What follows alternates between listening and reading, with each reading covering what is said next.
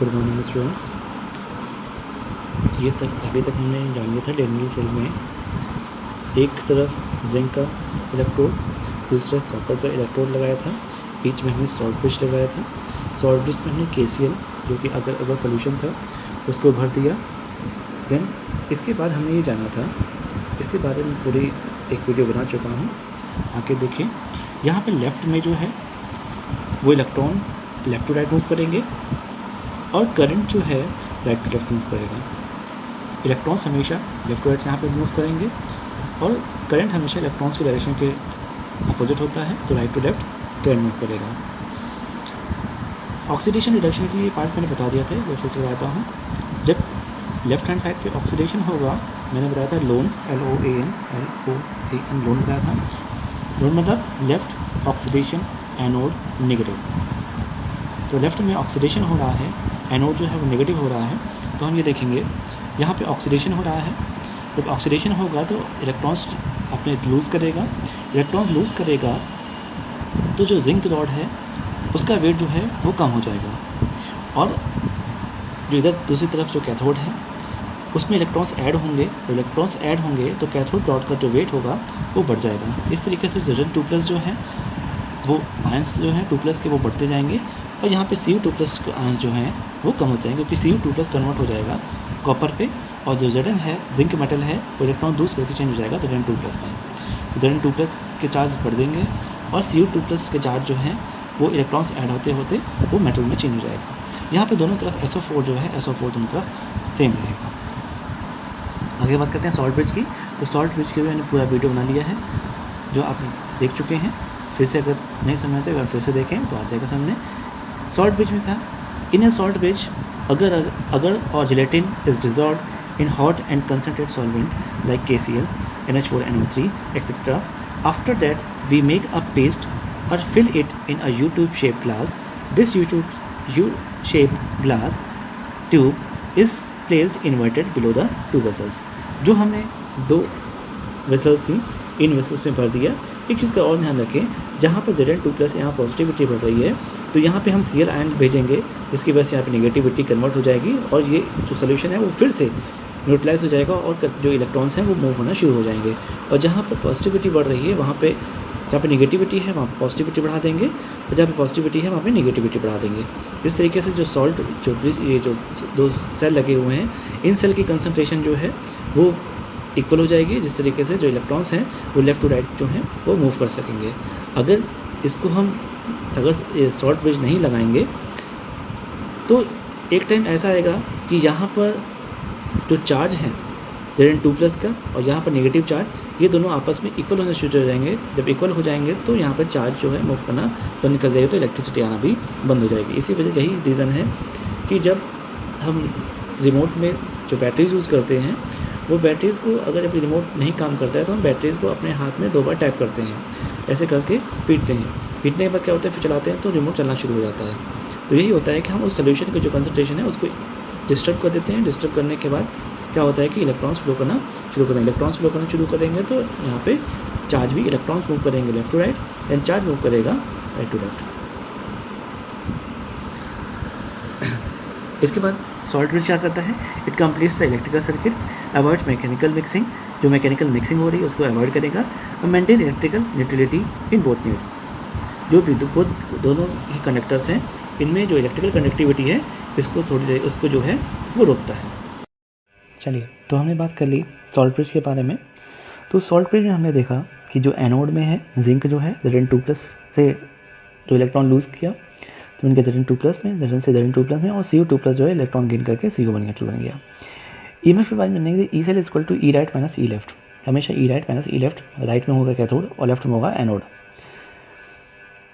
Suppose दिया हुआ है Zn2+ टू Zn माइनस 0.76 और Cu2+ से Cu गिवन है 0.34। तो इसी ध्यान रखें, जिसका रिडक्शन पोटेंशियल बढ़ा उसका रिडक्शन होगा, इसका मतलब वो कैथोड बनेगा। यानी कि इन दोनों में से बड़ा कौन सा है, ये बड़ा है।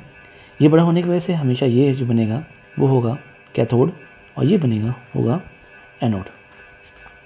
फॉर्मूला हमने पढ़ा है, E cell equal to E cathode minus E anode. Cathode हमको गिवन है 0.34, एनोड को गिवन है -0.76। तो इस तरीके से हम फाइंड कर लेंगे इसका रिडक्शन पोटेंशियल, ई सेल की वैल्यू EMF इसका फाइंड कर लेंगे। According to IUPAC standard, reduction potential is considered as a standard electrode potential. आगे कुछ क्वेश्चन देखते हैं। ई सेल फाइंड करना है, EFE2 प्लस से FE माइनस 0.44, EAG प्लस से AG 0.80। अब हम ये देखेंगे कि कौन सा बड़ा है इसमें, क्योंकि हमको पता है जिसका डिटेक्शन पोटेंशियल बड़ा उसका डिटेक्शन होगा, यानी कि वो कैथोड बनेगा। इन दोनों में बड़ा ये है, यानी कि ये इसका कैथोड बन जाएगा और ये इसका एनोड बन जाएगा। और हमको पता है लोन मतलब लेफ्ट ऑक्सीडेशन, एनोड नेगेटिव। जो एनोड है वो लेफ्ट में रहेगा और यानी कैथोड जो है वो राइट पे रहेगा। फॉर्मूला लगाएंगे E right minus E left minus E cathode minus E anode और वैल्यू पुट करेंगे और इससे हम EMF इसका फाइंड कर लेंगे। बात करते हैं electrode potential of depend upon 3 factors, temperature, nature of electrode and concentration of ions. कुछ नीचे हमें आयंस गिवन है जो इम्पोर्टेंट है। आगे बात करते हैं रेफरेंस इलेक्ट्रोड के बारे में। तो हाइड्रोजन इलेक्ट्रोड या इसको कहते हैं SHE। IUPAC के स्टैंडर्ड्स के हिसाब से जानते हैं कि standard electrode potential of hydrogen electrode is assumed as a 0। हम जहाँ पे भी हाइड्रोजन का इलेक्ट्रोड लगा होगा उसको हम 0 ही कंसीडर करेंगे।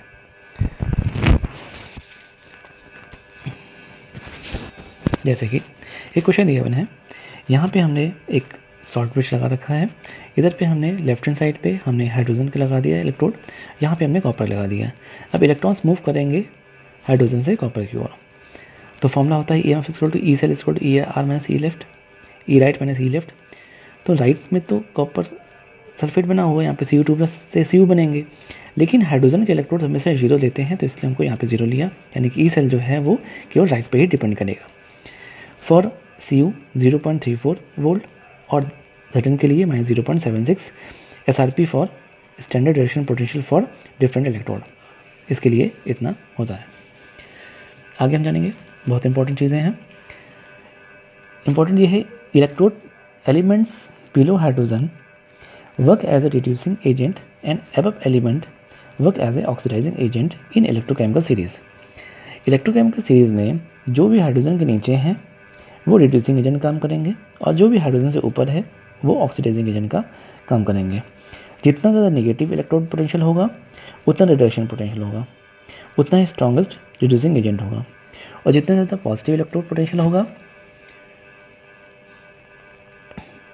ऑक्सीडेशन पोटेंशियल बढ़ेगा, उतना ही स्ट्रॉन्ग ऑक्सीडाइजिंग एजेंट होगा। तो स्ट्रॉन्ग ऑक्सीडाइजिंग एजेंट जो है वो है Fe और स्ट्रॉन्गेस्ट रिड्यूसिंग एजेंट जो है वो Li। इलेक्ट्रोकेमिकल सीरीज में ऊपर जाने पर रिडक्शन पोटेंशियल की वैल्यू इंक्रीज होती है। ऑब्वियसली रिडक्शन पोटेंशियल की वैल्यू कम होगी, ऑक्सीडाइजिंग नेचर जो है वो बढ़ जाएगा। दैट इज मेटल की रिड्यूसिंग पावर डिक्रीज करेगी, इलेक्ट्रॉन देने की टेंडेंसी जो है वो डिक्रीज हो जाती है। आगे हम बात करते हैं क्या है सीरीज़, उस सीरीज़ को हम जानते हैं। सबसे पहले F, फिर Cl, then O2, Pt, Ag, bromine जो है 2 इलेक्ट्रॉन्स के Br बन जाएगा, Hg, I2, Cu, H2 बीच में आ गया, इसके ऊपर जो है वो ऑक्सीडाइजिंग नेचर और नीचे जो होगा उसका reducing nature, Pb, Sn, Ni, Fe, Cr, Zn, Al, Mg, Na, Ca, Ba और Li। तो सबसे ऑक्सीडाइजिंग एजेंट जो है वो F है, फ्लोरीन है। इधर पे हम ध्यान रखें, यहाँ पे हम इसको F कर दें, फ्लोरीन है।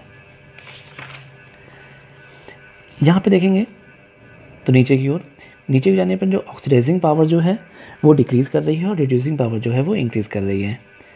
ऑक्सीडाइजिंग पावर रिड्यूस करेगी और रिड्यूसिंग पावर जो है इंक्रीज़ करेगी।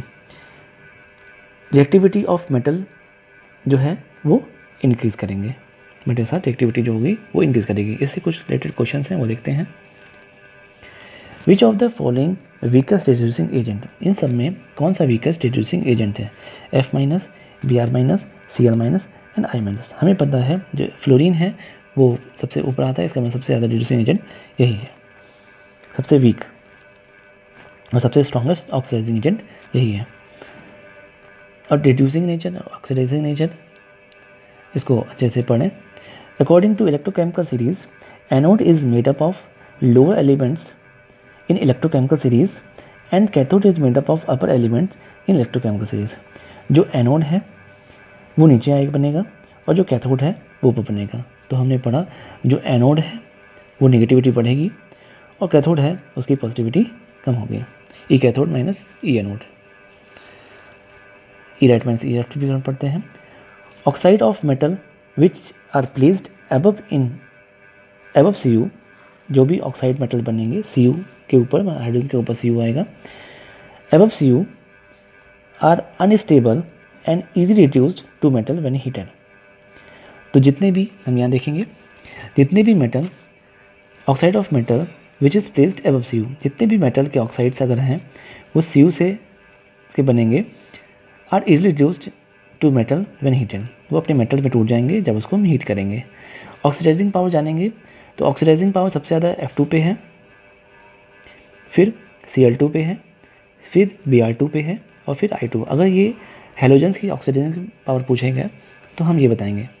रिड्यूसिंग पावर ऑफ हैलाइड्स पूछेंगे तो हैलाइड्स के लिए HF सबसे कम रिड्यूसिंग एजेंट है, देन HCl, देन HBr और then HI। So oxidizing power of halogens जो है वो सबसे ज़्यादा F2 पे है, फिर Cl2 पे, फिर Br2, then I2। Reducing power जो हैलाइड्स बनेंगे HF, then HCl, then HBr, then HI। अब बात करते हैं एक इम्पॉर्टेंट टॉपिक की, जो है Nernst equation.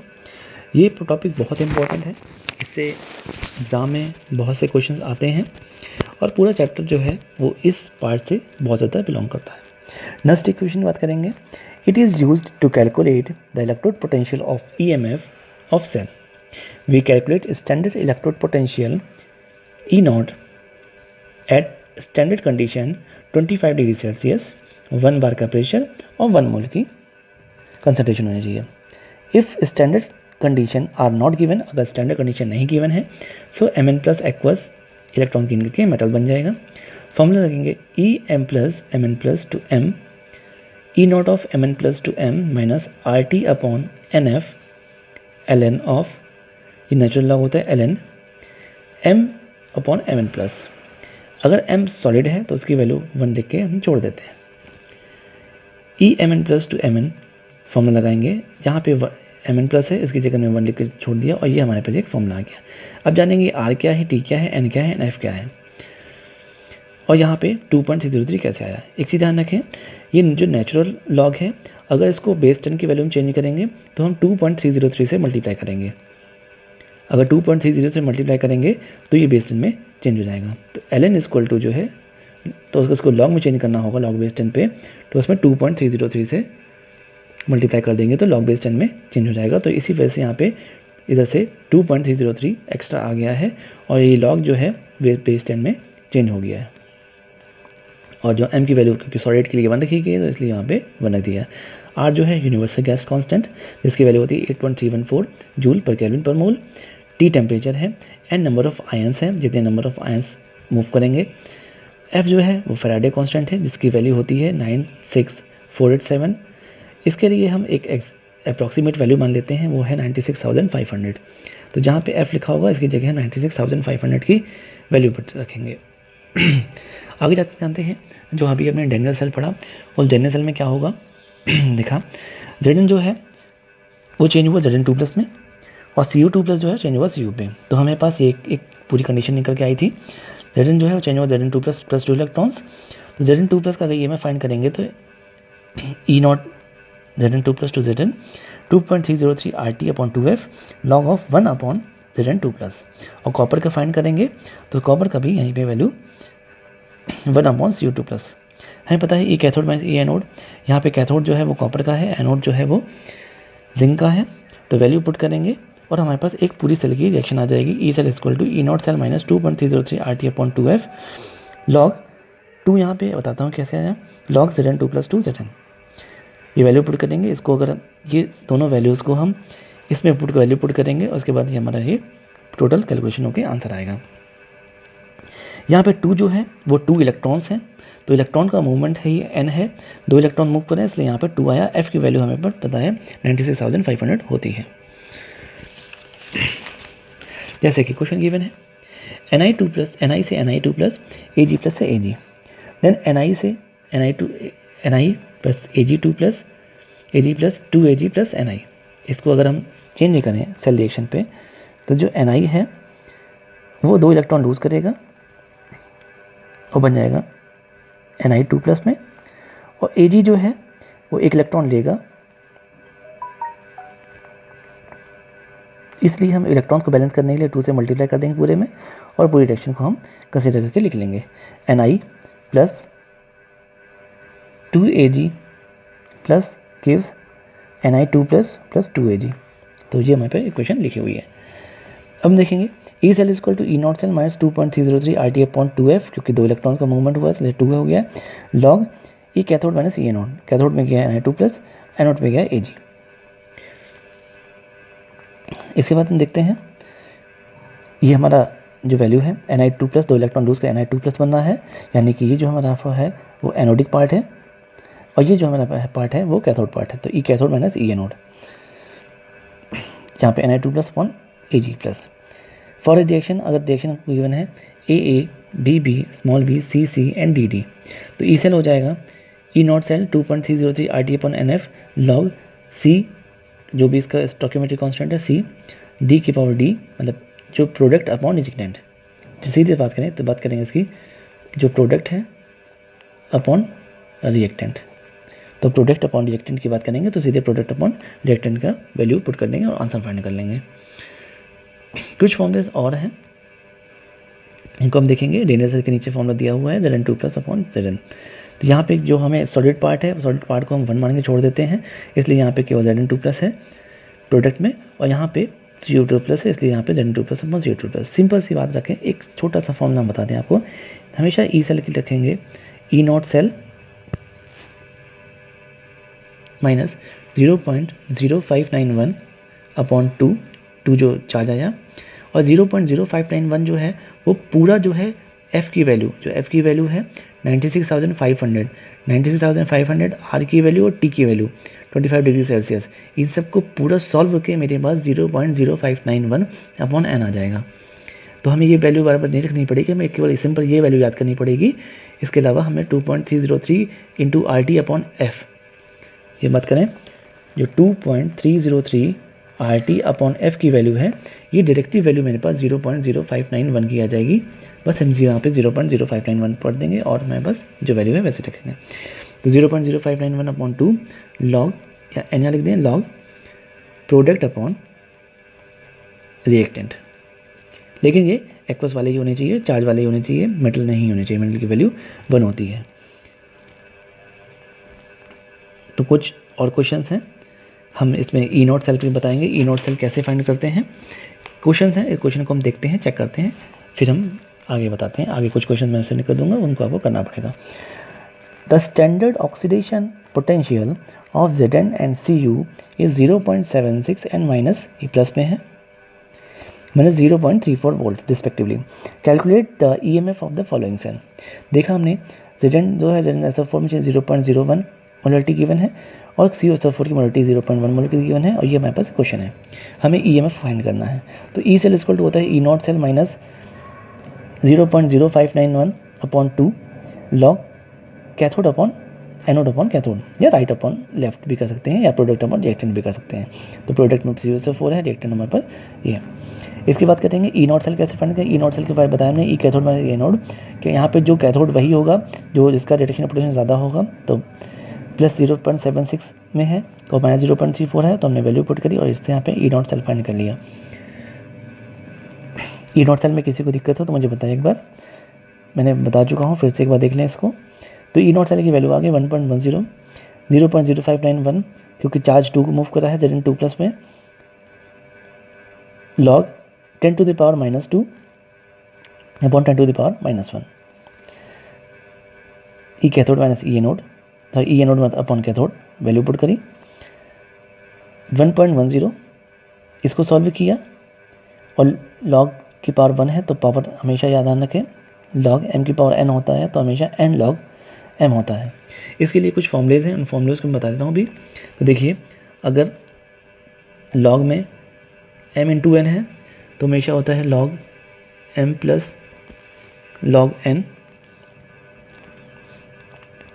log m upon n है तो होता है log m minus log n, log m की पावर n है तो होता है n log m, और क्योंकि यहाँ पे log जो है वो सब पूरा बेस 10 पे गिवन है तो log बेस 10 होगा तो इसकी वैल्यू हमेशा 1 रखेंगे और log 1 की वैल्यू हमेशा 0 होती है। इस चीज़ों को याद रखें, इन क्वेश्चंस में बहुत यूज़ आने आ रहा है। सेकंड क्वेश्चन आते हैं। ECU2 प्लस 0.01 मोलिटी गिवन है और CO2 प्लस यहाँ पे गिवन है।